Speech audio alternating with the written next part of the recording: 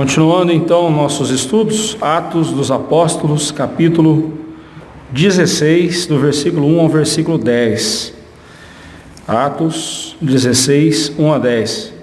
Estudo de número 32 no Evangelho, no livro de Atos. Não tocou o Evangelho de Mateus na cabeça ainda.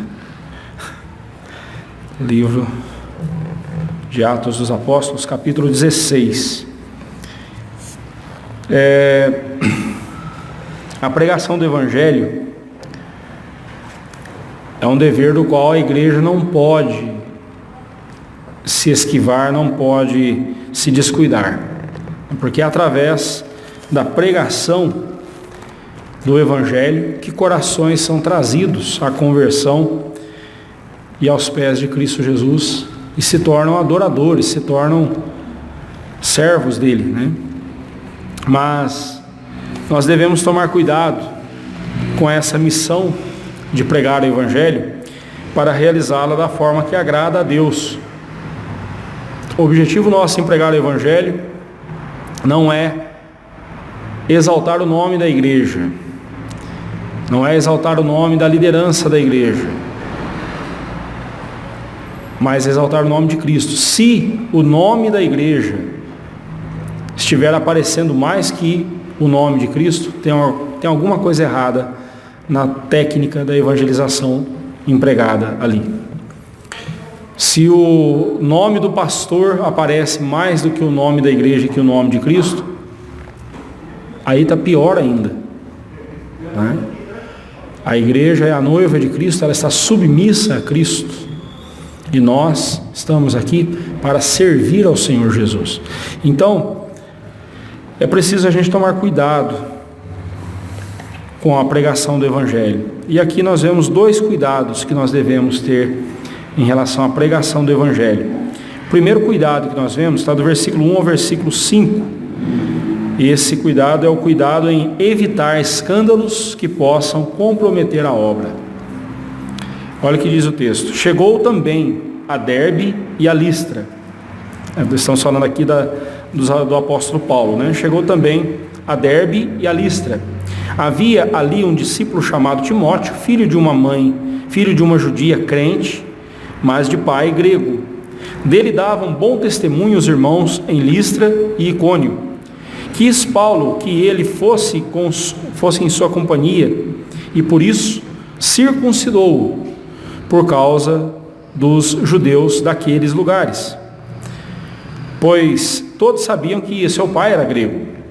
Ao passar pelas cidades, entregavam aos irmãos para que as observassem. Ao passar pelas cidades, entregavam aos irmãos para que as observassem as decisões tomadas pelos apóstolos e presbíteros de Jerusalém. Assim as igrejas eram fortalecidas na fé. Dia a dia aumentavam em número. Bem, lembre-se que um pouco antes aqui no capítulo 15, nós temos aquela decisão que foi tomada a respeito dos gentios que haviam se convertido ao cristianismo. Surgiu aquela situação lá que os judeus diziam que os gentios convertidos a Cristo também deveriam guardar os ditames da lei de Moisés. E aí então os apóstolos reuniram ali em Jerusalém e decidiram que não, os gentios, eles tinham apenas que não comer da carne de animais sacrificados aos ídolos, do sangue dos animais sufocados, né? E também das relações sexuais ilícitas eles deveriam se abster, né? Eram essas as únicas exigências que eles deveriam observar, né? Mas observe que justamente agora nós temos Paulo circuncidando Timóteo. E um detalhe, ele estava levando, como nós vemos aqui no versículo 4, eles estavam levando para aquelas cidades, para aquelas igrejas, as decisões que os apóstolos haviam tomado, decisões essas que envolviam inclusive a circuncisão dos gentios, né? E Paulo agora circuncida Timóteo. Timóteo, a Bíblia diz que ele era filho de uma mãe judia. Lá em 2 Timóteo nós ficamos sabendo que a sua mãe se chamava Eunice e a sua avó se chamava Lóide. E o seu pai era grego. Nós não sabemos nada mais sobre o pai de Timóteo. Nós só sabemos que Paulo circuncidou Timóteo. E a Bíblia diz que é por causa dos judeus daqueles lugares. Paulo estava indo para os gentios, evangelizar os gentios. Ele sabia que ia encontrar judeus. E os judeus daqueles lugares sabiam que Timóteo, ele era mestiço. Ele tinha ascendência judaica. Ele era filho de uma mãe judia, embora seu pai fosse grego. Então Paulo, antevendo a possibilidade de algum escândalo, de algum tropeço, de algum problema, ele se antecipou e circuncidou Timóteo para que ninguém viesse a levantar uma celeuma, por causa disso. Então nós vemos aqui o cuidado de Paulo. A segunda viagem missionária havia começado. Nós vimos que Barnabé e João Marcos, seu sobrinho, foram para Chipre, para a ilha de Barnabé. Enquanto isso, Paulo e Silas, eles vão para a região da Ásia Menor. Aqui é dito as cidades de Derbe e Listra. Se você for um pouquinho mais à frente aí no estudo aí que eu mandei para você, no PDF que eu mandei para você, você tem aí um mapa da segunda viagem missionária de Paulo. Você tem aí para você ter uma ideia de onde é que estão as coisas, onde é que eles estão, para a gente poder entender melhor aí, Mas eu quero me deter aqui a algumas informações sobre Timóteo, oferecidas em outros textos, inclusive nas cartas que Paulo escreveu a Timóteo. Aqui em Atos 16, 1 e 2, sabemos que a sua mãe era judia e seu pai era grego. Mas lá em 2 Timóteo, capítulo 1, versículo 5, nós sabemos que a sua mãe chamava Eunice e a sua avó chamava Lóide. Mas além disso, também ficamos sabendo que elas o ensinaram desde a infância as sagradas letras que podem tornar-te sábio para a salvação pela fé em Cristo, conforme nós vemos lá em 2 Timóteo 2, versículo 15. Desde pequenininho, desde criança, a mãe e a avó se juntaram para ensinar o menino no caminho do Senhor. O pai, grego, parece que ele não dava tanta importância para o filho seguir a filosofia ou a religião dele, Então a mãe e a avó foram firmes e ensinaram Timóteo no caminho do Evangelho. Assim sendo, então, a história de Timóteo, esse histórico de Timóteo, nos mostra aqui, primeiramente, a importância de instruirmos nossas crianças no Evangelho desde bem cedinho. Domingo nós tivemos o batismo da Esther, o batismo da nossa caçulinha, a Esther.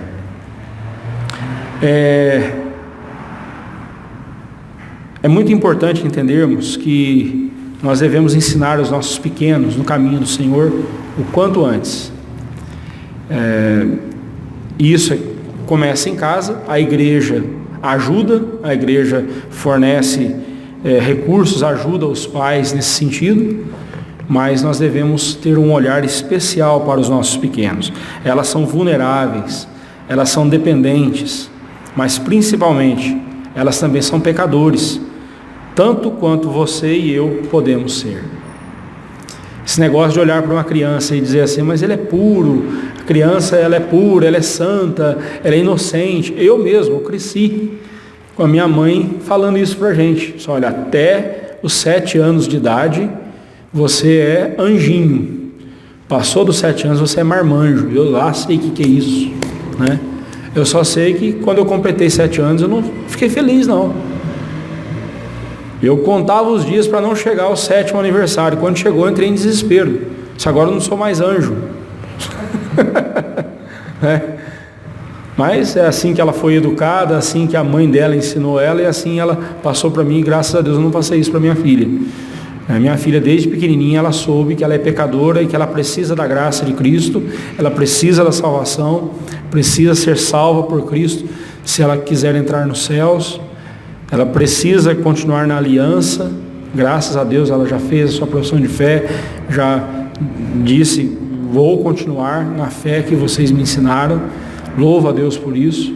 Domingo nós vimos alguns dos nossos que foram recebidos em pública profissão de fé, que também foram batizados quando crianças, depois agora assumiram esse compromisso com Cristo, né? Mas nós temos que cuidar dos nossos pequenos, desde pequenos mesmo, né? Desde da barriga da mãe deles, nós temos que já preparando o ambiente para quando eles chegarem, saberem que são pecadores e que a maior necessidade que eles têm é do Salvador, que é o Senhor Jesus. E esse olhar nós devemos ter sobre elas, né? E é por isso que nós devemos ensinar-lhes as sagradas letras que podem torná-las sábias para a salvação. Tornar a pessoa sábia, capacitada, habilitada através da fé para receber a salvação em Cristo. Outra verdade que nós aprendemos sobre a vida de Timóteo aqui é a influência que pais crentes exercem sobre os seus filhos, né? A influência que a sua mãe e a sua avó exerceram sobre ele foi muito mais forte que a influência do seu pai. Ainda bem, né? Mas veja só, casamento misto, primeiramente a gente precisa entender que casamento misto é algo que é contra a vontade de Deus. Julgo desigual, é contra a vontade de Deus. Esse negócio do rapaz crente namorar uma moça do mundo e para evangelizá-la e trazê-la para Cristo, isso é desobediência. Ah, pastor, mas eu conheço casos de pessoas que ele era crente ou ela era crente e ele não, e ele converteu depois. Isso se chama graça de Deus. Deus teve misericórdia. Deus teve misericórdia. E isso acontece em todas as áreas da nossa vida. Quantas vezes nós pecamos e mesmo assim Deus nos abençoa. Mas isso não quer dizer que porque Deus está nos abençoando, Ele está aprovando o que nós estamos fazendo. Temos que tomar esse cuidado, né? Julgo desigual é pecado, né? Nós temos que ensinar os nossos jovens, as nossas jovens, a buscarem no Senhor um companheiro, uma companheira no Senhor. Mas o caso aqui é que a influência da mãe e da avó sobre Timóteo foi algo muito mais forte do que a do pai. Agora, nós não podemos perder de vista que existe algo que está acima de tudo isso, algo chamado predestinação, eleição. Timóteo foi escolhido por Deus primeiramente para ser salvo e depois para ser um ministro da palavra, um pastor ali cuidando da igreja de Éfeso, né? Foi uma das igrejas que ele cuidou. Mas entendamos que na providência de Deus, ela age nas circunstâncias da vida, né? A mãe e a avó conduziram esse filho na graça, esse filho da graça, na graça de Deus, no caminho do Evangelho. Outra verdade sobre a vida de Timóteo que nos chama a atenção aqui, é que Cristo é o verdadeiro padrão de masculinidade. Hoje em dia fala-se muito sobre masculinidade, feminilidade, né? Sobre ideologia de gênero, tudo envolvendo essa questão da sexualidade, né? O padrão de masculinidade para os rapazes, não só, e quando eu falo masculinidade aqui, não estou falando de ser bruto, de ser durão, não é isso não. Masculinidade aqui é no sentido de ser um homem de verdade, um homem pleno, um homem completo. E isso, no caso, também vale para as mulheres. Cristo é o padrão tanto para os homens quanto para as mulheres. Porque quando eu falo masculinidade, aqui não estou falando aqui de meramente uma questão sexual, eu estou falando aqui de uma identidade que honre a Deus, uma identidade que revele a sua sexualidade sem ser promíscuo, sem ser debochado, mas sendo um homem de verdade. Cristo é o padrão. E por que eu estou falando isso? Dizem que filho criado pela mamãe geralmente fica mole, né? Fica muito mimado, fica muito dengoso. Especialistas na área da educação falam que meninos criados por mulheres têm mais probabilidade de serem homossexuais, porque o padrão para ele de masculinidade, quando ele procura alguém para mostrar para ele o que é ser homem, ele encontra uma mulher e ele acaba confundindo, e aí então ele envereda pelo homossexualismo. Olha, se fosse assim, Timóteo estava duplamente lascado, porque a avó e a mãe cercaram ele. A avó e a mãe tiveram tanta influência na vida desse rapaz que nem o nome do pai dele a gente fica sabendo. Só sabemos que ele era grego. E nem por isso Timóteo se tornou homossexual. Nem por isso Timóteo era alguém, embora nós não temos muitas informações mais sobre Timóteo, mas olhando as cartas de Timóteo, nós vemos que ele tinha uma saúde frágil, ele tinha alguma enfermidade, tanto é que Paulo falou para ele, juntamente com o vinho, misture um pouco de água, por causa das frequentes dores de estômago que você sente. Ele tinha algum problema gástrico ali que maltratava ele, mas nem por isso. Quando Paulo fala, ninguém despreze a tua mocidade, né? Antes, seja padrão para os fiéis. Ele era um jovem pastor, e eu lembro, né? Já faz uns 20 e poucos anos que eu comecei meu ministério. Eu lembro que no começo do meu ministério sempre tinha um ou outro mais velho que eu, um presbítero, um diácono, que eu com 23 anos, à frente de uma congregação, e volta e meia eu pegava um ou outro presbítero, um ou outro diácono, falando assim, não, mas ele é jovem ainda, ele não sabe das coisas, desprezando a minha mocidade, como se a autoridade dependesse de idade. A autoridade do crente não depende da idade dele, a autoridade do crente depende da fidelidade dele à palavra de Deus. Por isso que domingo aqui nós ouvimos os nossos irmãos que fizeram a sua profissão de fé dizerem, nós prometemos ser obedientes às autoridades desta igreja, até que elas se encontrem submissas à palavra de Deus, porque para nós a autoridade máxima é a palavra de Deus. Mas esse é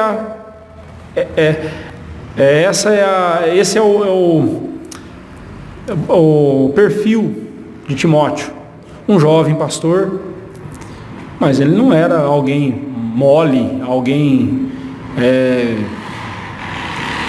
dengoso, né? Ou nem por isso homossexual. Então essa teoria de que, olha, meninos criados pela mamãe, eles se tornam, tem mais probabilidade de se tornarem homossexuais. Cuidado, isso aí é muito mais, isso aí é ideia do mundo, ideia mundana, do que ideia bíblica. A Bíblia vai dizer que pais, agora estou falando dos homens, pais que são relaxados, pais que são brutos, pais que são indelicados para com seus filhos, obviamente eles vão trazer marcas profundas no coração dos seus filhos. Quando Paulo, lá em Efésios, ele fala, no capítulo 6, para os pais não provocarem os filhos a ira, ali ele está falando para os homens. Né? Um pouco antes, no começo do capítulo, ele fala, filhos, honrem aos seus pais, pois isso é grato, né? Isso agrada a Deus. Ali, pais é pai e mãe, né? O substantivo lá no grego é gnelsin, que é pai e mãe, no sentido genérico, né? No versículo um pouco mais à frente, quando ele fala, e vós, pais, não provoqueis vossos filhos a ira, ele está falando dos homens. A palavra que ele usa ali, o substantivo que ele usa é páteres, de onde vem a palavra pais, está falando dos homens. Por que ele fala para os homens não provocar os filhos a ira? Porque geralmente nós, homens, fazemos isso. Nós, homens, provocamos os nossos filhos a ira. Lá em Colossenses, no mesmo texto, ele vai falar, no mesmo sentido, ele diz, vós, pais, homens, né, não provoquem seus filhos a ira para que eles não fiquem desanimados. Né? Quando um pai é ríspido, é grosso, um pai é mal educado com o seu filho, com seus filhos, ou quando o pai é hipócrita, porque quando ele pede para o filho fazer uma coisa que ele mesmo não faz, né? Ele pede para o filho não mentir, e o filho o vê mentindo, isso desanima, isso provoca ira no coração do filho. Ou quando ele põe uma carga sobremodo grande sobre os ombros do filho, que nem ele mesmo carrega, ele desanima o filho. Então, note que a Bíblia está falando para os homens, e não está falando aqui da questão da sexualidade, né? Eu quero chamar a sua atenção para esse fato. Timóteo foi educado pela sua mãe e pela sua avó, e a influência das duas foi tão grande que a gente não vê nenhum nome do pai dele. A gente só sabe que ele era grego, mas não sabemos mais nada sobre o pai.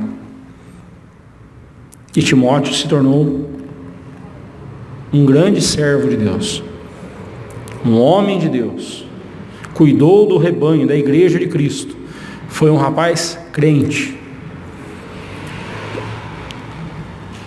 Nós, pais, temos o dever de influenciar os nossos filhos com o nosso exemplo, com o nosso bom exemplo.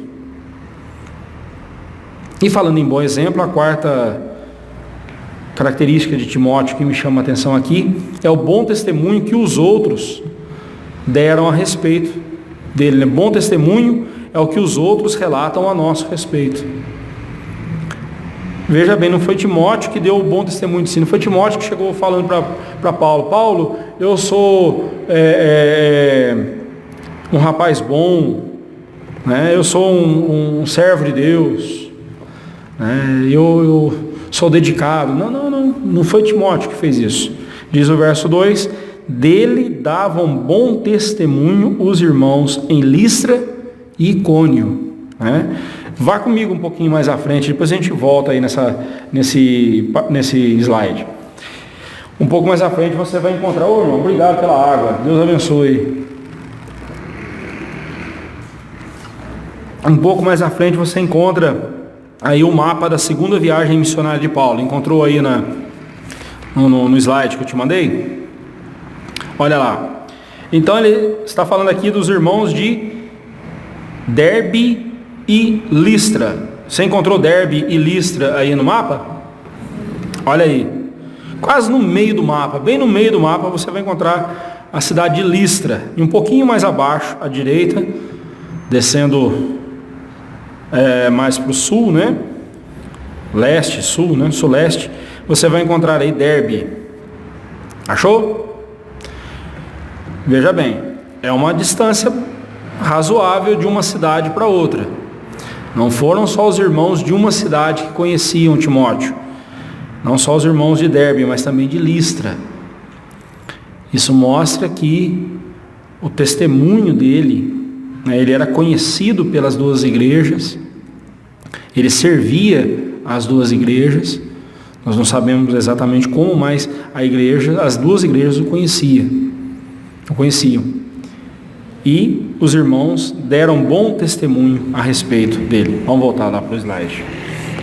Então, este jovem crente seria um grande instrumento que Deus viria a usar na obra missionária, e por isso mesmo quis Paulo que ele fosse em sua companhia. Contudo, por ser ele um mestiço, Paulo circuncidou por causa dos judeus daqueles lugares, pois todos sabiam que seu pai era grego, né? Se seus pais fossem gentios, não haveria necessidade de circuncidar Timóteo. Mas como ele tinha uma ascendência judaica, então, por parte da sua mãe, né, então os judeus haveriam de rejeitá-los. Não, nós não queremos esse rapaz aqui. Apesar dele ter sangue judeu, ele não se circuncidou, nós não queremos ouvi-lo. Isso poderia atrapalhar a obra da pregação do Evangelho e da confirmação da fé daqueles irmãos, né? Porque a Bíblia diz que Paulo, ao passar pelas cidades, eles entregavam aos irmãos as cartas, as resoluções dos apóstolos, para que as observassem, né? Então, Paulo estava preocupado com a obra. Irmãos, aqui nós temos uma lição muito importante. Às vezes a gente fica perdendo tempo na igreja com picuinha, com bobeira, com coisa que não tem importância, ou até tem importância, mas tem algo mais importante a ser feito, e a gente deixa de fazer por causa de algo inferior. Dois irmãos na igreja se estranham, e ao invés deles resolverem a situação, mostrarem amor um pelo outro e amor por Cristo e resolver o problema, não, ficam trombudos um do lado, outro do outro. E isso atrapalha a obra do Senhor. Isso atrapalha a igreja. Isso faz com que a igreja fique emperrada, a obra da pregação do Evangelho postergada. Isso atrapalha. O nosso foco deve ser sempre a glória de Deus, e nós glorificamos a Deus pregando o Evangelho, levando o Evangelho às outras pessoas. Se qualquer coisa que estiver no nosso caminho atrapalhando-nos de realizar essa obra, nós devemos lutar contra isso e tirar isso da nossa frente. Devemos resolver o problema, seja ele qual for. Nada pode nos impedir, deveria nos impedir, nos atrapalhar de pregar o Evangelho, de fazer a vontade do Senhor. Então, Paulo, o resultado desse zelo foi que assim as igrejas eram fortalecidas na fé e dia a dia aumentavam em número. O crescimento numérico não deve ser nossa prioridade. Mas convenhamos, 0 não dá qualidade também. Não, nós estamos preocupados aqui com o crescimento espiritual, não estamos preocupados com o crescimento numérico. Mas se não tiver gente, entrando na igreja, ou se ninguém for convertido a Cristo, não vai ter crescimento espiritual também. Obviamente, nosso objetivo não deve ser os números, não devem ser os números, mas nós devemos pregar o Evangelho para ver que a igreja crescendo para a glória do Senhor. Pessoas se convertendo, elas crescerão na fé. Esse deve ser o nosso objetivo. E qualquer coisa que puder nos atrapalhar, nós temos que aprender com Paulo, né? Não houve, né? Mas poderia ter havido um problema. Os judeus daquele lugar ali poderiam ser um problema para Paulo. Então, aprendamos essa lição. Se nós temos conhecimento de que alguma coisa pode nos atrapalhar, nós devemos nos antecipar a isso e tirar tudo o que possa vir nos atrapalhar, remover todos os obstáculos antes mesmo deles acontecerem. Se eu sei que o telhado dessa igreja pode cair a qualquer momento, então o que a gente tem que fazer? Vamos arrumar o telhado. Pode ficar tranquilo, o telhado foi arrumado ano passado, né, irmão? Está novinho, pode ficar sossegado. Peguei esse exemplo justamente por isso, né? Mas se eu sei que pode acontecer algum problema, logicamente nós não sabemos o futuro, nós não sabemos, não prevemos o futuro, mas existem coisas que são previsíveis. Se eu sei que uma atitude minha pode causar escândalo, então deixa de lado, né? Paulo, sabendo que o fato de Timóteo não ser circuncidado poderia trazer problema para a obra, Paulo, veja bem, Paulo estava preocupado não era com a sua reputação, Paulo estava preocupado era com a obra do Senhor. E quando nós estivermos preocupados com a glória de Deus, nós não precisamos ficar preocupados com a nossa reputação.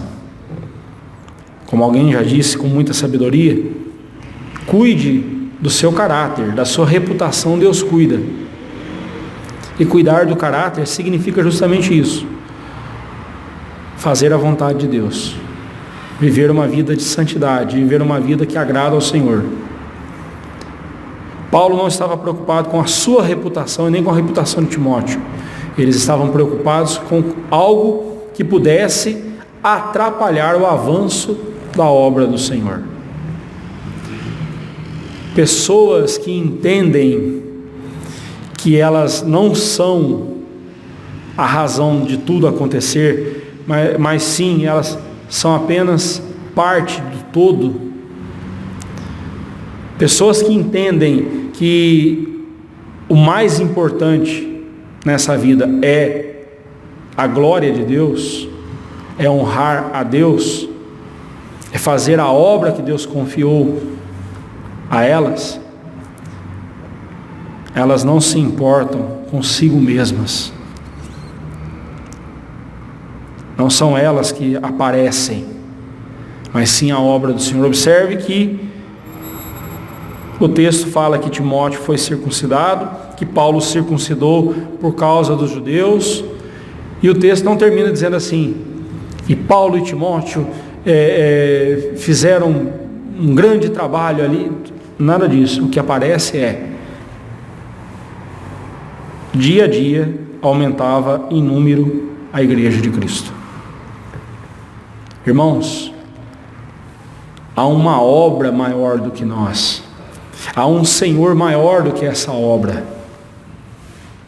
Seria muita presunção da nossa parte a gente querer receber essa honra que deve ser dada ao nosso Senhor através da sua igreja.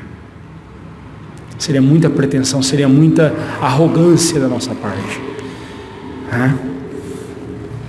Quando você estiver levando o evangelho a uma pessoa, empenhe-se por retirar da sua vida quaisquer coisas que possam se tornar um escândalo ou trazer um escândalo para o santo evangelho de Cristo. Lembre-se, disse Jesus a seus discípulos: é inevitável que venham escândalos, mas ai do homem pelo qual eles vêm. Lucas 17, versículo 1. Os escândalos são inevitáveis, mas ai daquele que traz escândalo para o nome de Cristo e para a igreja de Cristo. Outro cuidado que nós devemos ter, versículos 6 a 10, é discernir o que é a nossa vontade e o que é a vontade de Deus. E qual é a vontade de Deus? Discernimento, irmãos, é uma coisa que Deus já nos deu e nós temos que exercitar. Discernir a vontade de Deus. Diz assim o texto: e percorrendo a região frígio-gálata, vai um pouco à frente aí, volta de novo lá no mapa, a região frígio-gálata, na Galácia, né? Então veja bem, se ele estava em Listra, ele foi para Icônio, Antioquia da Psídia, Troade. Dá uma pausa aí, Troade, volta lá para o texto bíblico. Tendo sido impelidos pelo Espírito Santo a pregar a palavra na Ásia, defrontando Mísia, tentavam ir para Bitínia. Mas o Espírito Santo, o Espírito de Jesus, interessante, né? Ainda dizem que não existe a Trindade Santa, né? Veja que o Espírito Santo é chamado de Espírito Santo, depois o Espírito de Jesus. Mas o Espírito de Jesus não o permitiu. E tendo contornado Mísia, desceram a Troade. À noite sobreveio a Paulo uma visão, na qual um varão macedônio estava em pé e lhe rogava, dizendo: passa a Macedônia e ajuda-nos. Passa do lado de cá da Macedônia e ajuda-nos. Assim que teve a visão, imediatamente procuramos partir para aquele destino, concluindo que Deus nos havia chamado para lhes anunciar o Evangelho. Então, vamos fazer a rota aí, pegue o mapa aí de novo. Então, percorrendo a região frígio-gálata, tendo o Espírito Santo impedido, né, de pregar a palavra na Ásia, né, defrontando Mísia. Acha Mísia aí. Mísia, será que não tem nesse mapa? Era para ter. Bem, a Mísia fica próxima ali a Icônio, né, aquela região ali de Icônio, e Antioquia da Psídia, né, fica nessa direção ali. Esse mapa não tem, olha. Bem, vamos lá. Defrontando Mísia, tentavam ir para Bitínia. Também não aparece Bitínia aqui. Bitínia fica mais ao norte. Então eles queriam entrar aqui nessa região da Capadócia, essa região toda ali da Ásia, conhecida como Ásia Menor, né? Tentavam ir para Bitínia, mas o Espírito de Jesus não o permitiu. E tendo contornado Mísia, desceram a Troade. Troade fica fácil de achar, tá aí, né? Bem no mar Egeu, né? Esse pedacinho aí entre Troade, Filipos, Anfípolis, Bereia, Atenas, isso aí é a região do mar Egeu, né? Esse mar que fica no meio aí é o mar Egeu. Então, tendo então contornado Mísia, desceram a Troade, e à noite ele tem essa visão, né? A região descrita como Frígio-Gálata é onde estava a cidade de Icônio. Paulo e seus companheiros tensionavam pregar o evangelho no norte da Ásia Menor, né? Indo mais ao norte, mas foram impedidos pelo Espírito Santo de pregar a palavra de Deus na Ásia. Mas como assim? Não foi só a primeira vez, né? Essa não foi a primeira vez. Depois o Espírito Santo, novamente, no versículo 7, ele impede a Paulo e os seus companheiros de pregar o evangelho também na Bitínia, né? Ele impediu.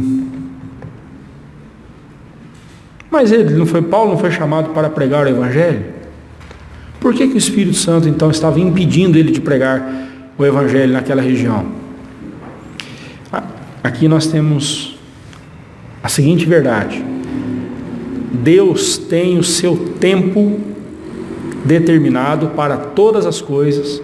Deus tem o tempo determinado de alcançar quem Ele quer alcançar com o evangelho. Já aconteceu de você orar para uma pessoa, estar orando pela conversão de uma pessoa, e não acontece nunca a conversão daquela pessoa? É sabido de casos, né, como por exemplo, servos de Deus que passaram a sua vida orando pela conversão de algum amigo, de algum filho, e no dia do seu funeral, do funeral desse servo de Deus, aquela pessoa então converteu-se a Cristo. Quantos pais, quantas mães morreram sem ver a conversão dos seus filhos? Mas eles um dia foram alcançados. Tudo tem seu tempo. E o tempo agora era deles irem para Filipos. No decorrer aí do capítulo 16, nós veremos que eles foram para Filipos. E em Filipos acontecem algumas conversões. Toda conversão é importante, né? Mas para o avanço da obra missionária, aconteceram algumas conversões importantes ali. Nós veremos isso nos próximos estudos. Mas veja bem, o Espírito Santo ele impediu eles de irem para onde eles queriam e os conduziu até Troade. E ali em Troade, eles tiveram que passar a noite. E Paulo, então, sobreveio a Paulo uma visão na qual um macedônio, um homem macedônio, né, possivelmente aqui por causa das suas vestimentas, do seu jeito de se vestir, né, ele foi identificado como macedônio. E pelo que ele disse, né, esse homem então na visão, ele disse para Paulo: passa a Macedônia, né, vem do lado de cá, né, volte lá no mapa, lá para você ver. Você vê Troade e a Macedônia, onde está Filipos, Anfípolis, Bereia, essa região toda é chamada de Macedônia. Então ele diz: atravessa o mar e vem para a Macedônia, ajuda-nos. Foi um pedido muito especial, não era um anjo, mas um homem macedônio. E o seu pedido consistia de duas coisas. Primeiro, atravessar o mar Egeu, né? Eles tinham que atravessar o mar. o que apontava uma direção oposta à que eles queriam ir? Já aconteceu isso com você?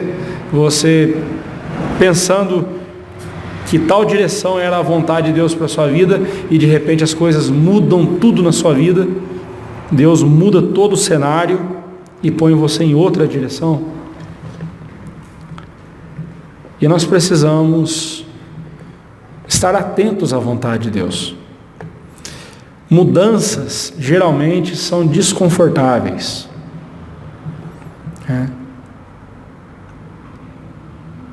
Eu falo de experiência própria. Desde os 20 anos de idade eu não voltei mais para casa. Já estou com 48, vou completar 49 anos. Nunca mais voltei para casa.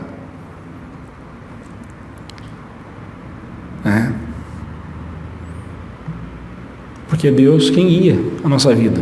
Deus quem direciona a gente. Mudanças não são fáceis. E elas ficam mais difíceis ainda porque o nosso coração é teimoso. O nosso coração, ele quer criar raízes, né? E ele cria raízes e ele não quer soltar essas raízes. Por isso que é difícil. Por isso que é difícil para um pai, para uma mãe ver o seu filho sair de casa para ir para a faculdade. Vamos dar um jeito de fazer faculdade aqui pertinho. Eu já estou começando a ficar preocupado com isso, né? Daqui 1 ano e meio eu já vou estar com essa preocupação, né? Daqui 1 ano e meio não, já estou com essa preocupação. Daqui 1 ano e meio eu tenho que resolver esse negócio, né? Mas é a vida. Mudanças são difíceis e elas ficam ainda mais difíceis quando a gente quer fazer a nossa vontade, não a de Deus. Mas quando a gente diz assim, não, Senhor, é para essa direção que o Senhor está me mandando, então eu descanso. Eu vou descansar meu coração e vou fazer tua vontade. Irmãos, Deus sempre nos surpreende. Deus sempre nos dá coisas maravilhosas.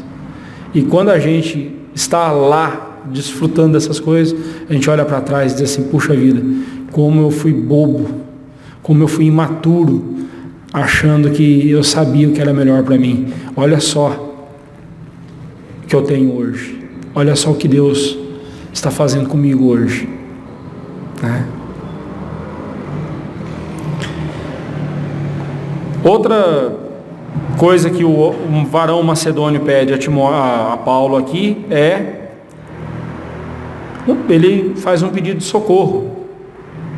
Não era um pedido qualquer, era um pedido de socorro espiritual.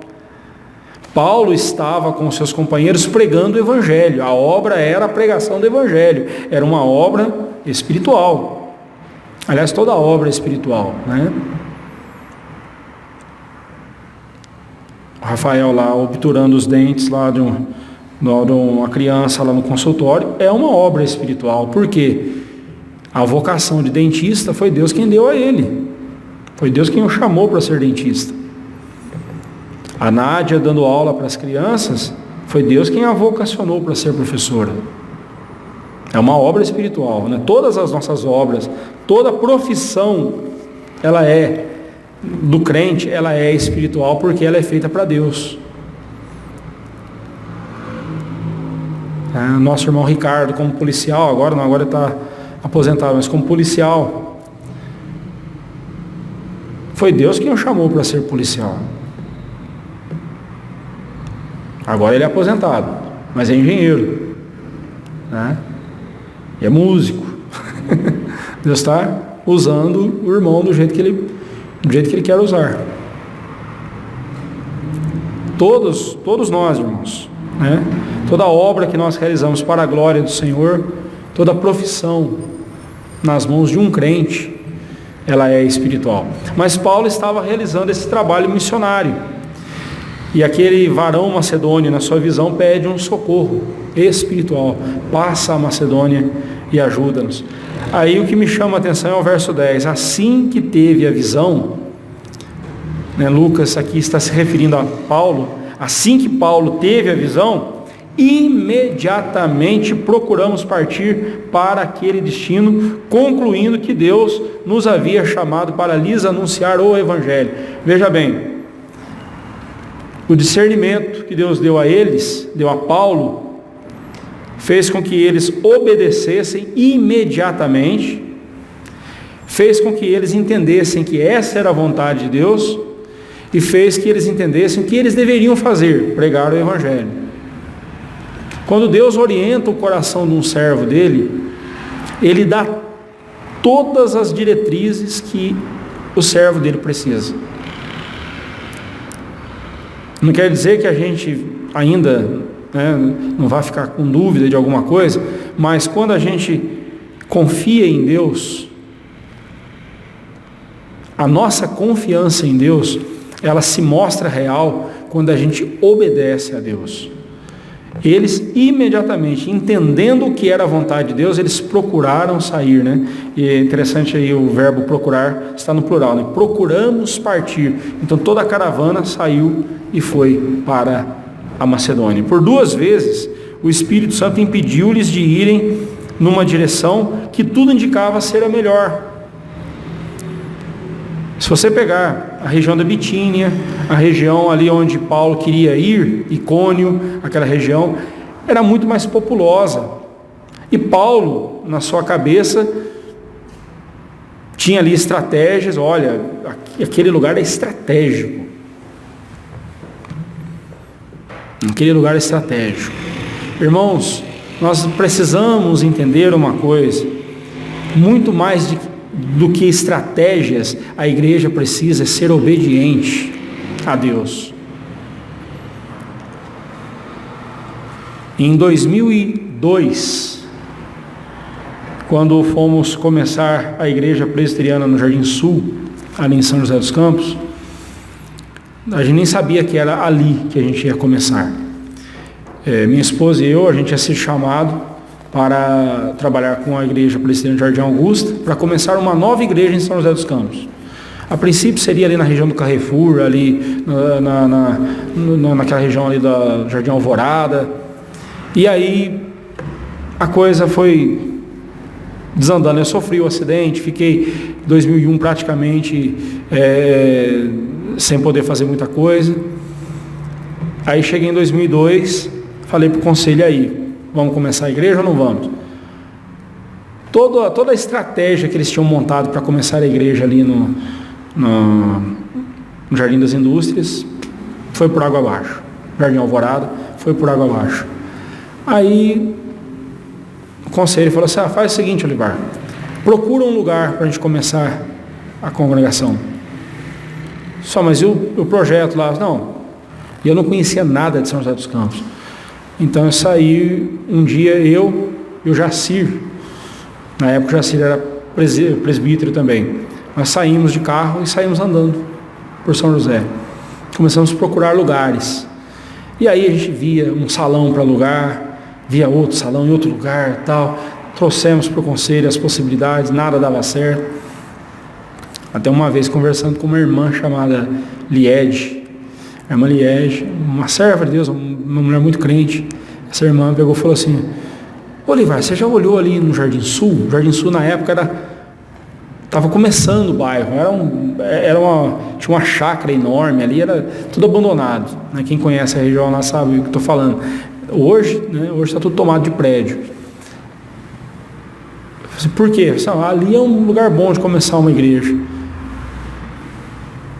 E eu, meio sem pretensão alguma, fui lá com o Jacir, andamos, vimos um sobrado sendo alugado, 2 salões embaixo, moradia em cima, tanto, beleza, apresentamos para o conselho, deu certo, começamos o Jardim Sul ali. O Jardim Sul hoje é uma das maiores igrejas daquele presbitério. E lá onde sempre quiseram plantar a igreja, nunca deu certo. Nós precisamos entender o seguinte: é Deus quem conduz a gente, é Deus quem nos leva, é Deus quem nos direciona, é Deus quem nos dá os recursos e nos dá todas as diretrizes. Por isso nós devemos obedecer a Deus. Nós devemos obedecer a Deus. Irmãos, nos nossos dias, quer dizer, sempre foi difícil, mas nos nossos dias, as as pessoas estão ainda mais confusas em relação à vontade de Deus. Estou falando dos crentes, estão ainda mais confusos em relação à vontade de Deus.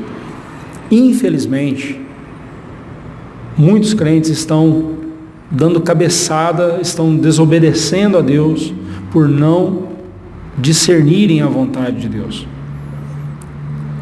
Paulo e seus companheiros, assim que eles entenderam que aquela era a vontade de Deus, eles partiram imediatamente. Lembrando que a visão foi à noite. De noite Paulo teve a visão. Então nós presumimos que pelo menos de madrugada. Eles entenderam, de madrugada mesmo, partiram. E foram fazer a vontade do Senhor. Chama-nos a atenção aqui o fato de que Paulo e seus companheiros eram homens empolgados e dedicados à tarefa da evangelização. Contudo, nessa empolgação e dedicação, eles não deram margem para a teimosia e muito menos para a desobediência. Eles entenderam qual era a vontade de Deus para eles e não se agarraram à própria vontade. Pessoas que aguardam pacientemente Deus mostrar-lhes sua vontade, não caem no perigo de agirem sem orar para buscar compreender a vontade de Deus e quais são os seus desígnios. É muito comum nós vermos os crentes fazerem o seguinte, muitas vezes a gente faz isso, a gente faz um plano, faz um plano de ação e tudo mais, não ora, não busca a Deus, e faz aquele plano perfeito. Aí a gente chega para Deus e, Senhor, abençoa. Hoje eu fui levar os documentos da ata do condomínio, né?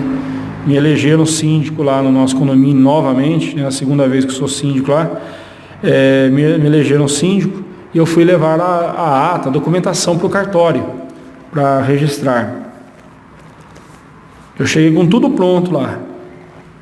Agora só basta o cartório dar o carimbo, registrar a ata e pronto. Com Deus não é assim. Não adianta eu levar a ata pronta para Deus e dizer, agora o senhor registra. Não é assim. Nós precisamos, antes de qualquer ação na nossa vida, antes de qualquer planejamento nosso, buscar a Deus e dizer, Senhor, mostra para nós a direção, me mostra o que o Senhor quer que eu faça, qual a decisão que eu devo tomar, como eu devo agir nesse exato momento. Eu estou fazendo a vontade de Deus agora, nesse exato momento? Como eu estou fazendo a sua vontade? Entendamos, irmãos, que se no exato momento, nesse exato momento, nós não estivermos fazendo a vontade de Deus, ou fazendo aquilo que agrada a Deus, aquilo que honra a Deus,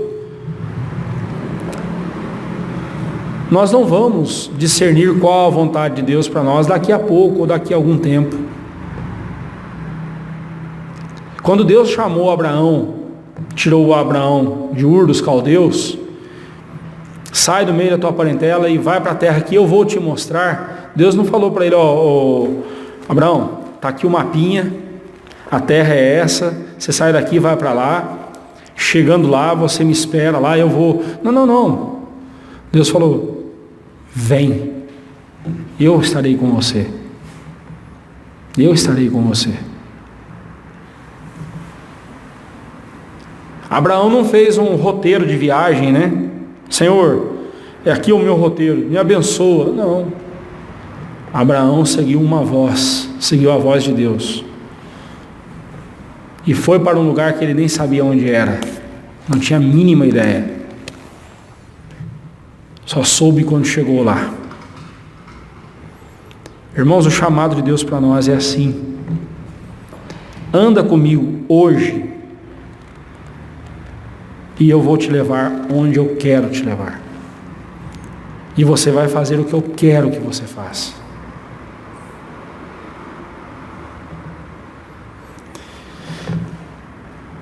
Então, cuidado. Não venha com a ata pronta para Deus registrar, né? Ore a Deus antes. Busque ao Senhor. Peça a Deus que te dê discernimento. E quando você receber de Deus a direção, mesmo que a mudança lhe traga algum desconforto, obedeça. Faça planos, mas antes de executá-los, submeta-se a Deus em oração, busque-o até que fique bem claro diante dos seus olhos, através da palavra de Deus, a resposta que você precisa. Sabendo qual a vontade de Deus, imediatamente procure obedecer. O problema nosso é que nós somos procrastinadores por natureza. Aquele que sabe que deve fazer o bem e não faz, nisso está pecando. Nós muitas vezes fazemos isso, irmãos. Nós sabemos o que nós devemos fazer e não fazemos. É o pecado por omissão. Sabendo qual é a vontade de Deus, imediatamente procure obedecer. Se Deus não está lhe dando o que você está pedindo, reconsidere o seu pedido.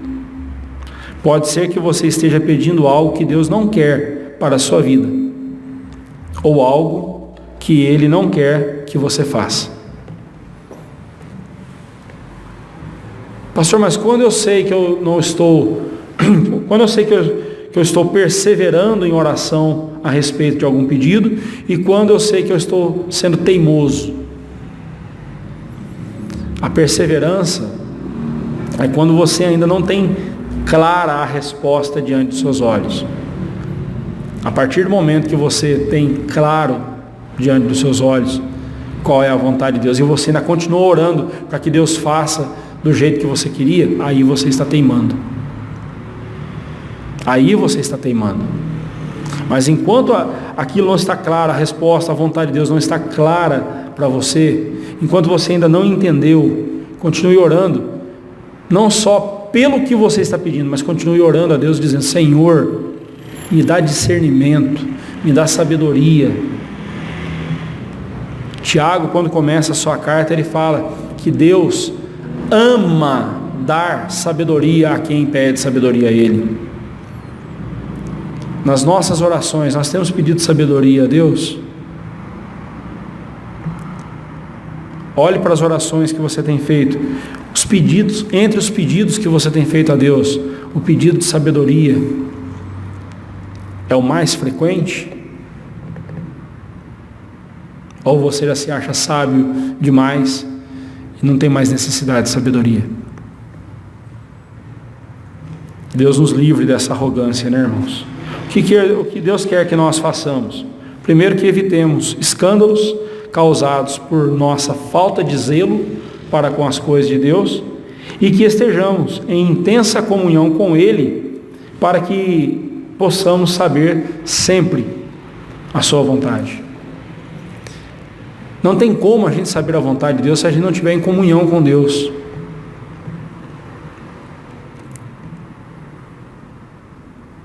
Eu sei de algo que a Janaína quer muito. Por que eu sei? Porque eu sou esposo dela. Eu não sei o que é que o Celso mais quer, mas se eu perguntar para a Márcia, eu tenho certeza que ela vai saber. Olha, eu acho que é isso. Por quê? Porque ela conhece o marido dela.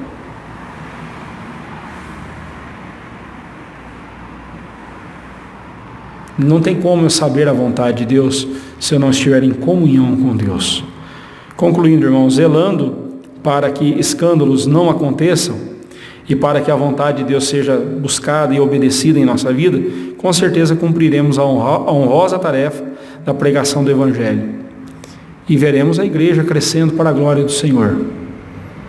O objetivo não é a igreja crescer. O objetivo é glorificar a Deus enquanto a igreja cresce.